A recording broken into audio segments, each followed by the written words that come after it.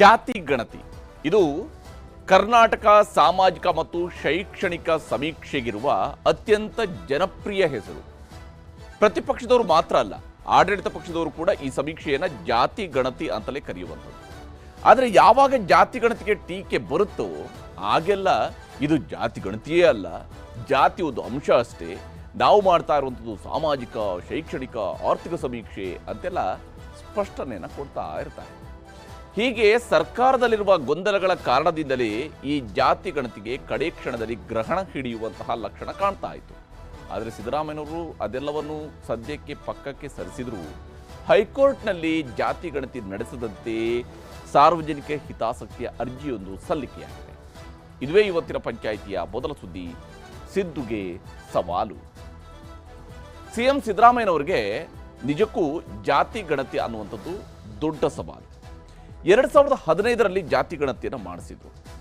ಕೊನೆಗೆ ಅದನ್ನು 2025ರಲ್ಲಿ ಕ್ಯಾಬಿನೆಟ್ನಲ್ಲಿ, ಅಂದರೆ ಸರಿಯಾಗಿ ಎಕ್ಸಾಕ್ಟ್ 10 ವರ್ಷದ ನಂತರ ಕ್ಯಾಬಿನೆಟ್ನಲ್ಲಿ ಮಂಡಿಸಿದ್ರು. ಆನಂತರ ಅದನ್ನು ಅಂಗೀಕರಿಸ್ತೇನೆ ಅಂತ ಸಿದ್ದರಾಮಯ್ಯನವರೇನೋ ಅಂದ್ಕೊಂಡಿದ್ರು. ಆದರೆ ಪ್ರತಿಪಕ್ಷಗಳವರು, ಸಮುದಾಯಗಳ ಸ್ವಾಮೀಜಿಗಳು, ಬೇರೆ ಬೇರೆ ಜಾತಿಗಳ ಮುಖಂಡರು ಇವರೆಲ್ಲ ವಿರೋಧದ ಜೊತೆಗೆ ಸ್ವಪಕ್ಷೀಯರು ಕೂಡ ಹೈಕಮಾಂಡ್ಗೆ ದೂರು ನೀಡಿದ್ದರಿಂದಾಗಿ ಅಂತಿಮವಾಗಿ ಆ ಸಮೀಕ್ಷೆಯನ್ನು ಪಕ್ಕಕ್ಕಿಟ್ಟು ಹೊಸ ಸಮೀಕ್ಷೆ ನಡೆಸೋದಕ್ಕೆ ಹೊರಟಿದ್ದಾರೆ.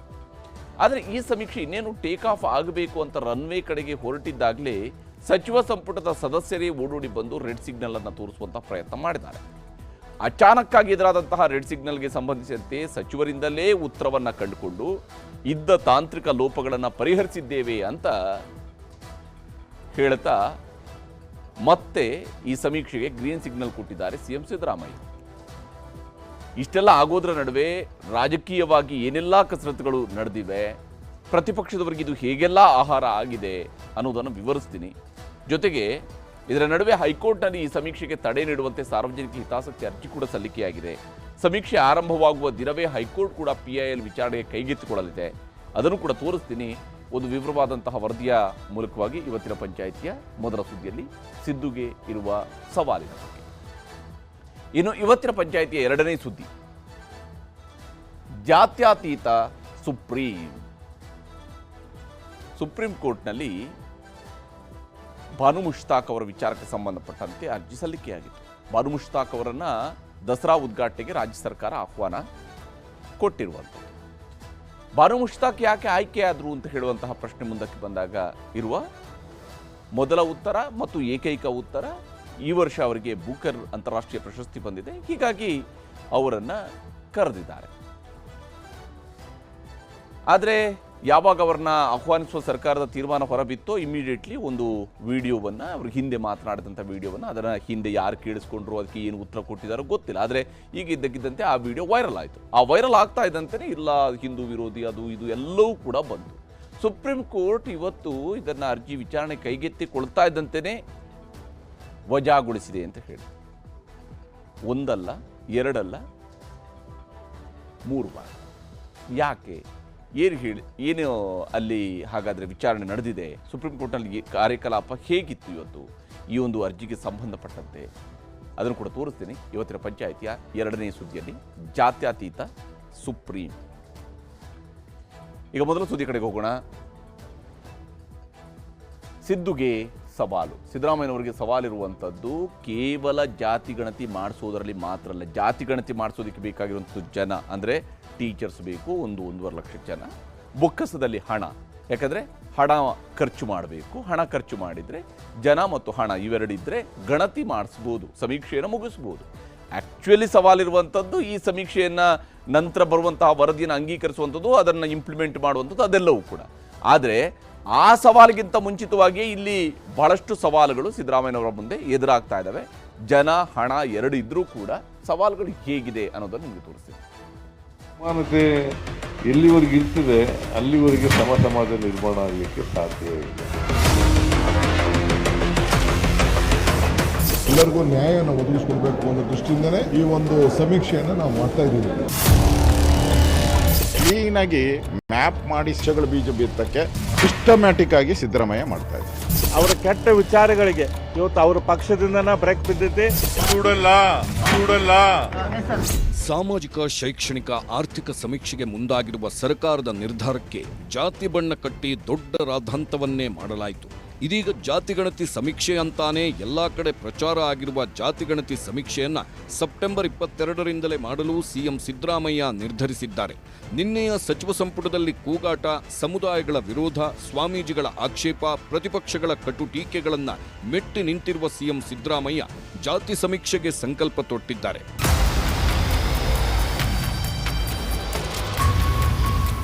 ನಿನ್ನೆಯ ಸಚಿವ ಸಂಪುಟ ಸಭೆ, ನಿನ್ನೆ ಸಂಜೆ ಸಚಿವರ ಸಭೆ, ಇವತ್ತು ಬೆಳಿಗ್ಗೆ ಮತ್ತೊಂದು ಸುತ್ತಿನ ಸಭೆ, ಅದೆಲ್ಲವೂ ಆದ ಬಳಿಕ ರಾಜ್ಯ ಕಾಂಗ್ರೆಸ್ ಉಸ್ತುವಾರಿ ಸಭೆ ಬಳಿಕ ಕೊನೆಗೂ ಜಾತಿಗಣತಿ ಸಮೀಕ್ಷೆ ಮಾಡಲು ಸರ್ಕಾರ ನಿರ್ಧರಿಸಿದೆ.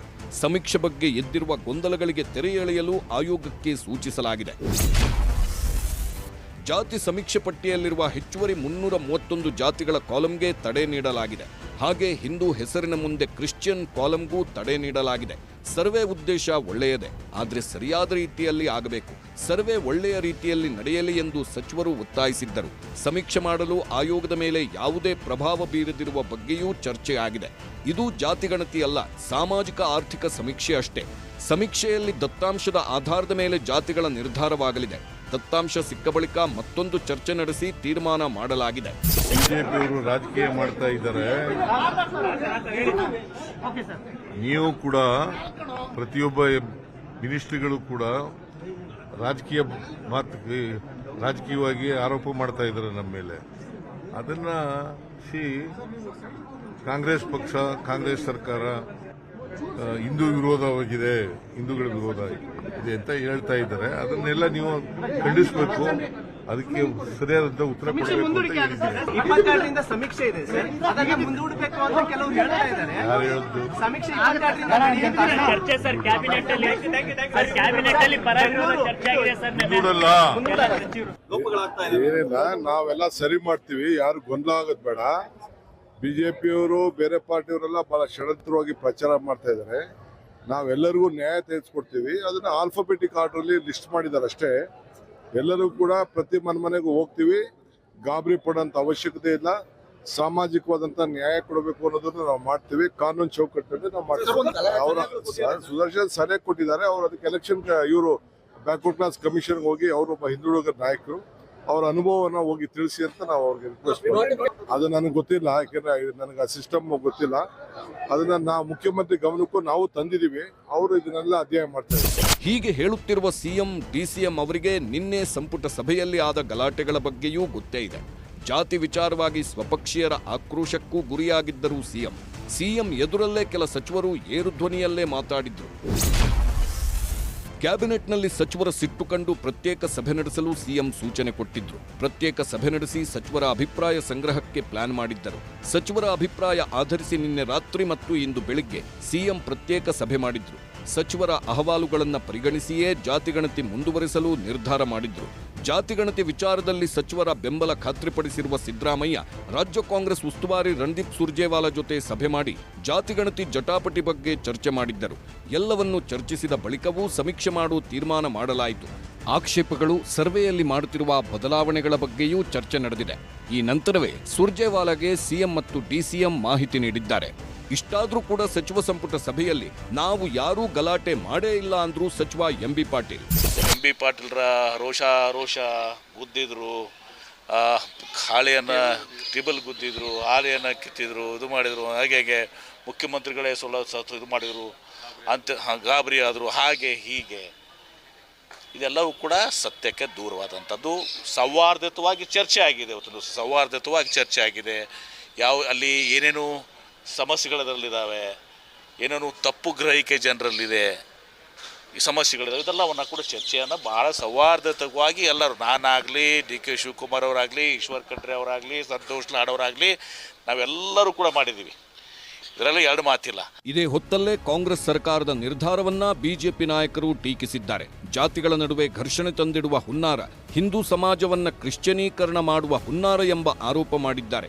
ಹೈಕಮಾಂಡ್ ನಿರ್ಧಾರಕ್ಕೆ ಸಿದ್ದರಾಮಯ್ಯ ಕಟ್ಟುಬಿದ್ದು ಹೀಗೆ ಹಠ ಮಾಡಿದ್ದಾರೆ ಅಂತಾನೂ ಆರೋಪಿಸಲಾಗ್ತಿದೆ. ಮಾನ್ಯ ಮುಖ್ಯಮಂತ್ರಿಗಳಾದ ಸಿದ್ದರಾಮಯ್ಯನವರ ಅಂದರೆ ಕಾಂಗ್ರೆಸ್ ನೇತೃತ್ವದ ಸರ್ಕಾರದಲ್ಲಿ Madivala Christian, Yadava Christian, Idiga Christian, Golla Christian ಇಂಥ ಕ್ರಿಶ್ಚಿಯನ್ ಶಬ್ದಗಳನ್ನು ಬಳಸಿ ಇಡೀ ಹಿಂದೂ ಸಮಾಜದಲ್ಲಿರುವಂಥ 47ರಿಂದ 50 ಜಾತಿ, ದಲಿತರು ಸೇರಿದಂತೆ, ಹಿಂದುಳಿದ ವರ್ಗದವರು ಸೇರಿದಂತೆ ಕ್ರಿಶ್ಚಿಯನೀಕರಣ ಮಾಡುವಂಥ ಒಂದು ವ್ಯವಸ್ಥೆಗೆ ನೀವು ಕೈ ಇಕ್ಕಿದ್ದು ಇವತ್ತು ಅರ್ಥವಾಗಿದೆ.